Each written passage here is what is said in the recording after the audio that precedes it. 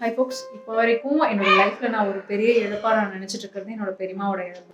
10 வருஷம் இருக்கும் அவங்க வந்து எங்களை எல்லாம் விட்டு போய். அவங்களுக்கு குழந்தை இல்லை. ஒரு குழந்தை இல்லாதவங்களோட ஏக்கம் என்னங்கிறது உங்களுக்கு நிறைய பேத்துக்கு தெரிஞ்ச விஷயம் தான். ஸோ அவங்க வந்து யார் யாரெல்லாம் அவங்க கிட்ட போய் குழந்தை இல்லையான்னு கேட்டு ரொம்ப இது பண்ணாங்களோ அவங்க எல்லாத்துக்கு முன்னாடியும் போய் என்னை நிறுத்தி, இவ தான் என் பொண்ணு, ஸோ இவ வந்து ஹாஸ்டல்ல இப்போ படிச்சுட்டு இருக்கா அப்படின்னு சொல்லிட்டு நிறைய பேர்த்துக்கு இன்ட்ரடியூஸ் பண்ணியிருக்காங்க. சும்மா பேரளவுக்கு மட்டும் இல்லை, அவங்க கடைசியில இறக்குற வரைக்கும் எனக்கு டெய்லியும் கால் பண்ணுவாங்க. எனக்கு நான் ஹாஸ்டல்ல படிக்கும் போதெல்லாம் எங்க வீட்ல இருந்து எனக்கு கால்ஸ் வரும். பட் ஒரு நாள் கூட மிஸ் பண்ணாம எங்க பெரியம்மா மார்னிங் ஒரு தடவை, ஈவினிங் ஒரு தடவை கால் பண்ணுவாங்க. அப்பெல்லாம் அந்த 1 ரூபி காயின் பூத்துக்கு போய் தான் ஃபோன் பண்ணுவாங்க. அவங்கள்ட்ட ஒரு செல்ஃபோன் கூட ப்ராப்பரா இருக்காது. 10 இயர்ஸ் ஆச்சு அவங்கள மிஸ் பண்ணி அவங்க இறந்து. பட் இப்போ வரைக்கும் எனக்கு ஒரு மிஸ்ட்ரியா இருக்கிற ஒரு விஷயத்தை தான் உங்கள்கிட்ட நான் கேட்டு அதை வந்து இது என்ன, ஏன் இப்படி நடக்குது அப்படின்னு சொல்லி கிளாரிஃபை பண்ணிக்கலாம் அப்படிங்கிறதுக்காக தான் நான் இந்த வீடியோ எடுக்கிறேன். ஸோ எங்கள் பெரியம்மா வந்து இறந்து 10 வருஷம் ஆகுது. கிட்டத்தட்ட February 1, 2014 எங்கள் பெரியம்மா இருந்தாங்க. ஆனா எங்க அப்பா வந்து படுத்ததுன்னு பாத்தீங்கன்னா September 6, 2020. எவ்வளோ இயர்ஸ் கேப் அந்த 2014க்கும் 20 கிட்டத்தட்ட 6 இயர்ஸ் கேப். எங்க பெரியம்மா இருந்த வீட்டுக்கு நான் ரீசெண்டா போய் பார்த்துட்டு வந்தேன். அதுக்கு ஏன் நான் போனேன், இவ்வளவு நாள் இல்லாம ஏன் இப்ப ரீசெண்டா போயிட்டு வந்தேன்னா, எங்க பெரியம்மா திரும்ப அங்க இருப்பாங்களா அப்படிங்கிற ஒரு எண்ணத்தோட நான் போய் பார்த்ததுக்கு காரணமும் இருக்கு. ஒரு ஃபியூ மந்த்ஸ் பேக் வந்து எங்க அப்பா நம்பருக்கு ஒரு கால் வந்துச்சு. அப்பாவோட ஒரு பழைய ஃப்ரெண்டு அவங்க வந்து கால் பண்ணி, ஏமா அப்பாவுக்கு இப்படி ஆயிடுச்சாமா, ஸ்ட்ரோக் வந்துருச்சாமா, என்னாச்சு அப்படின்னு சொல்லி கேட்டாங்க. ஆமாங்க, இந்த மாதிரி ஒரு இடத்துக்கு போயிருந்தாங்க, அவங்க கண்டுக்காம விட்டாங்க. ஸோ அது வந்து ஸ்ட்ரோக்கா மாதிரி ரொம்ப அஃபெக்ட் ஆயிடுச்சு. ஒரு 4 hours வந்து இன்ஜெக்ஷன் போட்டுருந்தா காப்பாத்திருக்கலாம், நான் அவங்க எங்களுக்கு தகவல் சொல்லல அப்படின்னு சொல்லி நாங்கள் சொல்லியிருந்தோம். ரொம்ப வருத்தப்பட்டாரு அந்த ஐயா. அதுக்கப்புறம் எங்களுக்கு தெரியாதமா இத்தனை வருஷமா, நாங்க இப்பதான் வந்து பழனிமாக்கா சொன்னாங்கன்னு சொல்லி என் வைஃப் சொன்னாங்க அப்படின்னு. எந்த பழனிமாக்கா அப்படின்னு சொல்லி சொன்னாங்க கேட்டதுக்கு அவங்க சொன்னாங்க, உங்க பெரியமா தாங்க, கரெக்டா அந்த ஏரியா பேரு, லொகேஷன் பேரு இதெல்லாம் சொல்லி சொன்னாங்க. அவங்களோட மிஸ்ஸஸ் வந்து சீமார் விற்கிறவங்க. சீமார் வித்துட்டு அந்த வழியா போகும்போது அவங்கள கூப்பிட்டு இங்க வா அப்படின்னு சொல்லிட்டு அவங்க கிட்ட பாலா வீட்டுக்காரர், அதாவது எங்க அம்மா பாலாங்கிறது, பாலா வீட்டுக்காரருக்கு பக்கவாதம் வந்துருச்சாமா, படுத்து படுக்கையா கிடக்குறாராமா, நீ போய் பாக்கலையா அப்படின்னு சொல்லி கேட்டாங்க. அப்படிங்களா, ஏனுக்கா, என்னாச்சு அப்படின்னு சொல்லி பேசிட்டு இருந்தோம். இந்த மாதிரி ஆயிடுச்சாமா, போய் பார்த்துட்டு வாங்கன்னு சொல்லியிருக்காங்க. சொன்னதுக்கு அப்புறம் தான் இவங்க வந்து எங்க அப்பா நம்பருக்கு கால் பண்ணியிருக்காங்க. நான் பிக் பண்ணியிருக்கேன். அந்த சீமார் வித்துட்டு போனவங்க யாரு அப்படின்னா, எங்க அக்காவோட சீருக்கு வேலை செய்ய வந்திருந்தாங்க. ஸோ அப்பயே வந்து அவங்க வந்து ஏதோ என்ன அமுக்குது, ஏதோ சம்திங் அமுக்குது அப்படின்னு சொல்லிட்டு திடீர்னு அத்தராத்திரி எழுந்து பயந்தெல்லாம் வெளியே வந்தாங்க. ஸோ அவங்க என்ன சொல்றாங்கன்னா, சம்திங் ஏதோ மிஸ்டீரியஸா இருந்தா அவங்களுக்கு தெரியும் அப்படிங்கறது வந்து அப்போ சின்ன வயசுல நான் சொல்லி கேள்விப்பட்டிருக்கேன். எனக்கு இந்த விஷயம் ஏன் இப்படி ஆச்சு அப்படிங்கிறது இல்லை. பட் ஸ்டில் வந்து எனக்கு அந்த இடத்துக்கு போனா பெரியமா ஒருவேளை நம்ம பார்க்க முடியுமோ அப்படிங்கிற ஒரு நப்பாசையில தான் நான் போயிருந்தேன். அது மட்டும் இல்லாம அங்க போயிட்டு இது வரைக்கும் நான் சின்ன வயசுல என்னோட சைல்ட்ஹுட் டேஸ்ல நான் இருந்த இடங்கள், போன இடங்கள் எல்லாமே நான் ஒரு போய் பார்த்துட்டு வந்தேன். எனக்கு அது வந்து ஒரு லைஃப்ல ஒரு மறக்க முடியாத மெமரியா இருந்தது.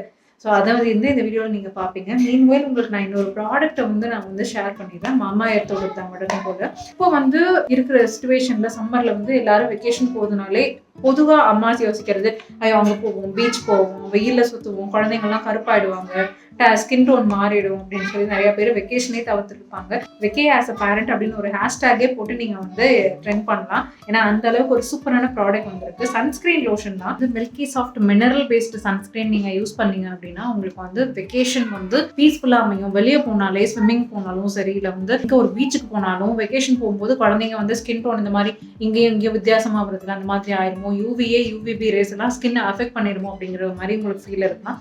என்னதான் அந்த ரேஸ் வந்தாலும் அதுக்கு மேல டாக்ஸினா இருக்கிறது, கெமிக்கலா இருக்கிற சன்ஸ்கிரீனை போட்டு ஏன் வந்து ஸ்கின்னை போட்டு படுத்தி எடுக்கணும்?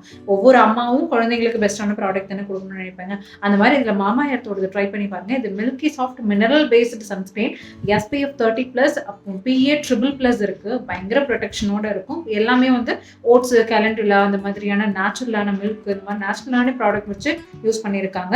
மாமா எர்த்தோட ப்ராடக்ட் நீங்க யூஸ் பண்ணீங்க அப்படின்னா ஹேஷ்டேக் போட்டு வெக்கே ஆஸ் அ பேரண்ட் அப்படின்னு சொல்லி நீங்க போட்டு பாருங்க. உங்களுக்கு நீங்க நிறைய விஷயம் இந்த மாதிரி நீங்க யூஸ் பண்ணி உங்களுக்கு பெனிஃபிட்டா இருந்தா நிறைய பேருக்கு ஷேரும் பண்ணுங்க. இது வந்து பாத்தீங்கன்னா உங்களுக்கு சர்டிஃபைடு டாக்ஸின் ஃப்ரீன்னு அவங்களே சர்டிஃபை பண்ணியிருக்காங்க. பிளஸ் டெர்மட்டாலஜிக்கலி டெஸ்டட் ப்ராடக்ட் தான். ஸோ பேபிஸோட ஸ்கின்னுக்கு ரொம்ப சாஃப்ட். 0 to 10 years வரைக்கும் நீங்க அதை கொடுக்கலாம். அது மட்டும் இல்லாம இந்த பேபி மாமா எர்த்தோட பேதிங் பார் இருக்கு இல்லைங்க பாத்தீங்களா, இதுவும் வந்து ஓட்ஸ், மில்க், கேலண்டுலா அந்த மாதிரியான நேச்சுரலான ப்ராடக்ட்ஸ் மட்டும் தான். இதுவும் வந்து உங்களுக்கு ஆல்ரெடி சொன்ன மாதிரி dermatologically tested, mat safe product. அப்புறம் வந்து pH வந்து ரொம்ப பேலன்ஸ்டாக வந்து 5.5 லெவலில் தான் வச்சுருக்காங்க. ஸோ இது எல்லாமே வந்து மாமா எர்த்தோட website, Nykaa, Purplle, FirstCry எல்லா இடத்துலையும் இருக்கும். இப்போ ஆஃப்லைன் ஸ்டோர்லேயும் வந்து மாமா எர்த் வந்துருக்கு. நீங்கள் அதை ட்ரை பண்ணி பாருங்கள். கீழே தெரியுற என்னோட கோடு யூஸ் பண்ணிங்கன்னா உங்களுக்கு 20% ஆஃப் கிடைக்கும் வெப்சைட்டில். இவங்க வந்து மாமா எர்த் ஏன் பெஸ்ட் ஆஃப் நேச்சர் அப்படின்னு சொல்கிறாங்கன்னா, அவங்க யூஸ் பண்ணுற பிளாஸ்டிக்ஸ் எல்லாம் இருக்கு இல்லையா, ஸோ இந்த பிளாஸ்டிக்கை விட அதிகமான பிளாஸ்டிக் வந்து அவங்க ரீசைக்கிள் பண்ணுறாங்க. நிறைய மில்லியன் டன்ஸ் ஆஃப் பிளாஸ்டிக் அவங்க வந்து ரீயூஸ் பண்ணுறாங்க. ப்ளஸ் வந்து 2025 1 மில்லியன் ட்ரீ வந்து பிளான் பண்ண போகிறாங்க. நீங்கள் வாங்குற ஒவ்வொரு ப்ராடக்ட்டும் அவங்க வெப்சைட்டில் வாங்கினீங்கன்னா உங்களுக்கு ஒரு மரம் நட்ட புண்ணியமும் சேர்ந்து வரும். இப்போ வந்து நான் என்னோட பழைய மெமரிஸ்க்கு எங்கெங்கெல்லாம் போய் பார்த்துருக்கேன், அங்கே என்னென்ன ஸ்பெஷல் எல்லாம் இருந்துச்சு அப்படிங்கிறத மறக்காமல் வீடியோவில் செக் அவுட் பண்ணி பாருங்க.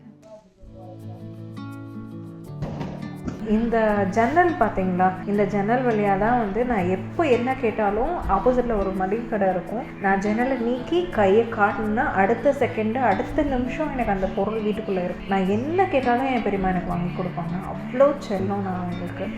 இன்னொரு வீடு காட்டுறேன் பாருங்கள். இதுவும் எனக்கு வந்து இந்த வேர்ல்டில் செகண்ட் ஸ்பெஷலான வீடு அப்படின்னா இந்த வீடு.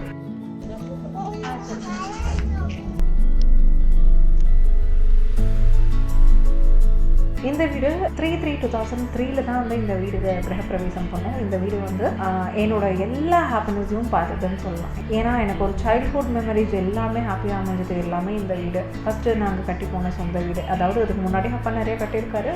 பட் இது வந்து எனக்கு நினைவு தெரிஞ்சு நாங்கள் போன சொந்த வீடு. அப்படி இருக்கும்போது எனக்கு அது ரொம்ப ஸ்பெஷலாக இருந்தது. இங்கே வந்து எப்பயுமே வந்து என்னோடய ஃப்ரெண்ட்ஸ், ரிலேட்டிவ்ஸ் எல்லாரோட ப்ரெசன்ஸ் இருந்துகிட்டே இருக்கும். நான் தனிமையில் இருந்த மாதிரி ஒரு நாளே வந்து ரொம்ப கம்மி தான். எப்பயுமே வந்து கலகலான்னு இருந்த சிரிச்சுட்டே இருந்த கலைவாணி வாழ்ந்த வீடுனா அது வந்து இந்த வீடு தான். ஸோ இந்த வீடு வந்து பார்த்திங்கன்னா, இந்த வீடோட படிக்கட்டாக இருக்கட்டும், மேலே ஏறி போன அந்த மொட்டை மாடியாக இருக்கட்டும், இது எல்லாமே எனக்கு ரொம்ப ஸ்பெஷல். ஏன்னா வந்து பயங்கரமாக நாங்கள் ஜாலியாக டான்ஸ் பண்ணி கலாட்டா பண்ணி அதுக்கப்புறம் பட்டாசு வெடிச்சு ஒரு என்னோட ஜாலியான என்னோட லைஃப்பை பார்த்த ஒரு பிளேஸ்னால் இந்த மொட்டை மாடிங்க, இந்த படிக்கட்டு. ஸோ இது எல்லாமே எனக்கு ரொம்ப ஸ்பெஷலாக இருந்தது. I still miss this house. But இந்த வீடு இப்போ எங்ககிட்ட இல்லை. எனக்காவது ஒரு நாள் என் பெரியம்மா வீடையும் இந்த வீடையும் ரொம்ப பெரிய அளவுக்கு நமக்கு ஏதாவது வருமானம் வந்ததுன்னா வாங்கணும் அப்படிங்கிறது என்னோட ஆசை.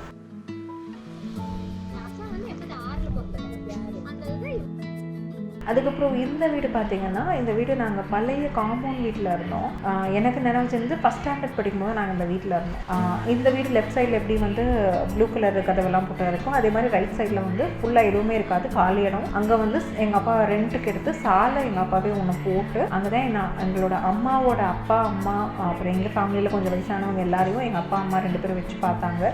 ஸோ அங்கே வச்சு அவங்கள தாங்கி ரொம்ப கேர்ஃபுல்லாக டேக் கேர் பண்ணிக்கிட்டது வந்து பார்த்து வளர்ந்தங்காட்டி தான் இன்றைக்கி எங்கள் அப்பா அம்மாவை எங்களால் பார்க்க முடியுது. ஸோ அவங்க செஞ்ச புண்ணியம் இன்றைக்கி அவங்களுக்கே திரும்ப கிடைக்குது. பட் இதெல்லாம் நாளைக்கு நமக்கு கிடைக்குமான்னு எதிர்பார்க்க கூட முடியாதுங்க. பட் ஸ்டில் நம்ம பண்ணுறோம், நம்மளோட கடமையை நம்ம பண்ணுறோம் அப்படிங்கிற மாதிரி நம்ம பண்ணுறோம். அடுத்து என்னோடய ஸ்கூல் போய் பார்க்கலாம் வாங்க. இதுதான் நான் படித்த எலிமெண்ட்ரி ஸ்கூலில். இந்த மாஸ்க் ஒன்று தெரியுது பார்த்தீங்களா, ஸ்கூல் பக்கத்தில் மேலே அந்த கோபுரம் மாதிரி தெரியுது இல்லை, இங்கே தான் வந்து நாங்கள் நோம்பு கஞ்சி வாங்கி கொடுப்போம். ஐ கேன் ஸ்டில் அதுக்கப்புறம் நான் எங்கேயுமே சாப்பிட்டது அது ஞாபகம் இல்லை. ஆனால் இந்த நோம்பு கஞ்சி வந்து ரொம்ப ஸ்பெஷல். இந்த ஒரு 4th 5th படிக்கும்போது தவிர வேறு இப்போ வரைக்கும் நான் நோம்பு கஞ்சி சாப்பிட்டதில்லை எங்கேயுமே. அதுக்கான சான்ஸ் கிடைச்சா கண்டிப்பாக சாப்பிடுவேன்.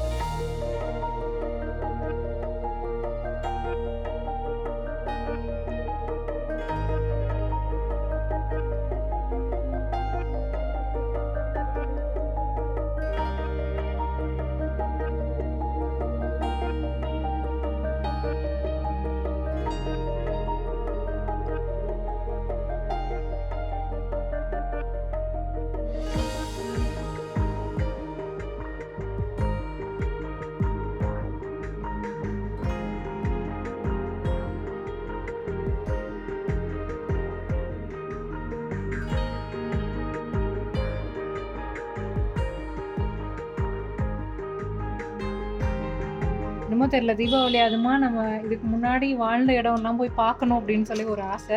அதனால் இங்கே வந்து இது வந்து நான் படித்த ஸ்கூலு. கிட்டத்தட்ட எத்தனை வருஷம் கழித்து நான் இங்கே வரேன்னு எனக்கே தெரிலங்க. கிட்டத்தட்ட இப்போது 2000 இந்த இடத்த விட்டு நான் போனுவேன். 2023 23 இயர்ஸ் கழித்து நான் இங்கே வந்திருக்கேன்.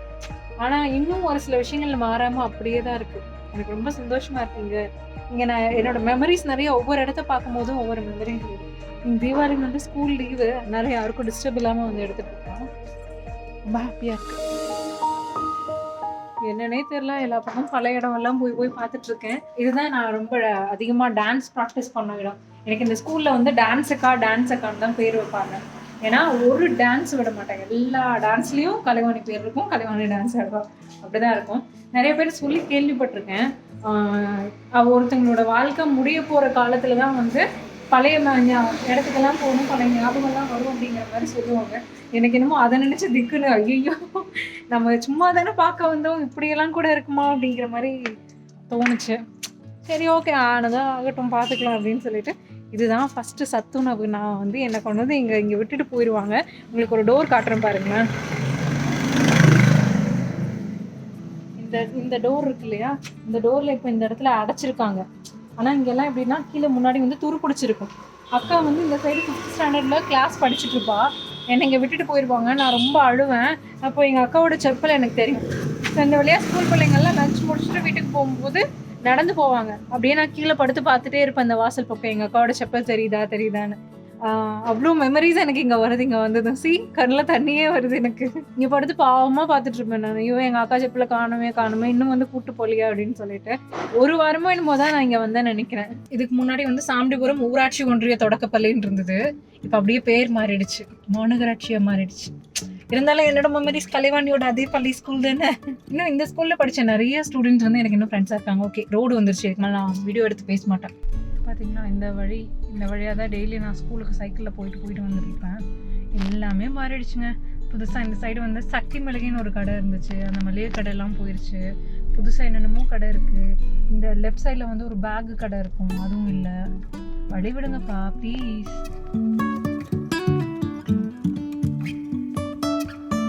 சரி, இந்த சைடெல்லாம் வந்து நிறைய கடைகள் எல்லாமே குட்டி குட்டியாக இருந்ததுங்க. இப்போ எல்லாமே பெருசாக மாறிடுச்சு. இந்த ஊருக்கு இந்த ஊரோட பேர் சாமண்டிபுரம். அடுத்து வரப்போகிறது வளையங்காடு, குமார் நகர் பக்கத்தில் இதெல்லாம் இருக்குது. திருப்பூரில் இருக்கிறவங்களுக்கு தெரியும்.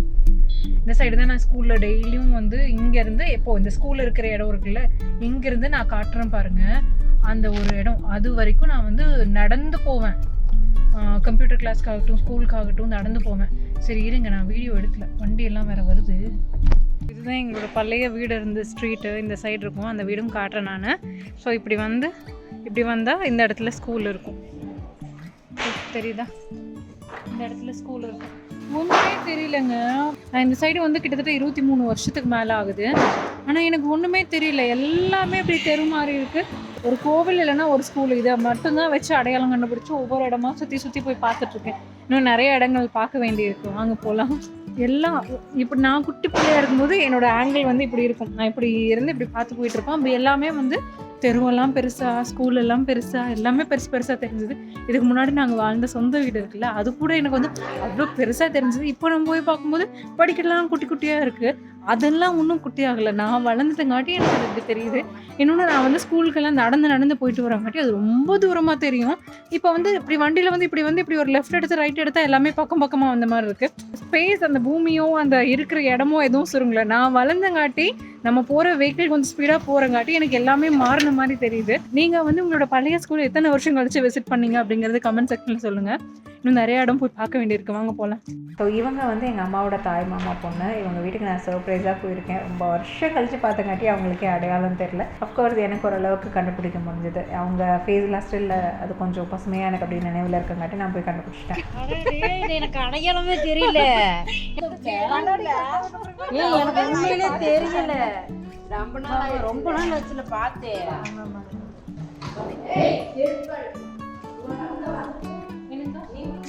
சும்மா இந்த சைடு ஒரு வேலையா வந்தேங்க.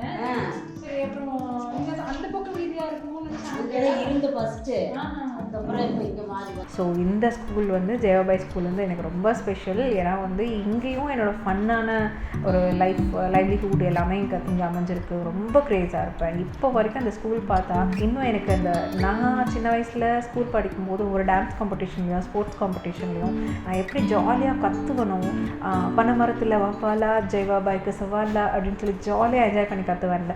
ஸோ அந்த மெமரிஸ் எல்லாமே பார்த்த ஸ்கூல். இந்த ஸ்கூல் முழுக்க என்னோடய நினைவுகள், என்னோடய சவுண்டு, என்னோடய வாய்ஸ் எல்லாமே என்னோட டான்ஸ் ப்ரோக்ராம்ஸ் எல்லாமே இதில் நிறைஞ்சிருக்கிற மாதிரி ஐ கேன் ஸ்டில் ஃப்ரெஷ்ஷாக இருக்குது இந்த மெமரிஸ் எல்லாம். ஸோ நீங்களும் ஜெயபாய் ஸ்கூலில் படித்த பொண்ணாக இருந்தால் மறக்காமல் கமெண்ட் பண்ணுங்கள். ஏன் சொல்கிறேன்னா கண்டிப்பாக இருப்பாங்க இந்த வீடியோ பார்க்குறவங்க. அப்போவே 6th to 12th வரைக்கும் இந்த ஸ்கூலில் வந்து பார்த்திங்கன்னா 7,000 ஸ்டூடெண்ட்ஸ் இருப்பாங்க. ஸோ அந்த ஸ்டூடெண்ட்ஸ் எல்லாருமே வந்து பயங்கர ஹியூஜான ஒரு பாப்புலேஷன்.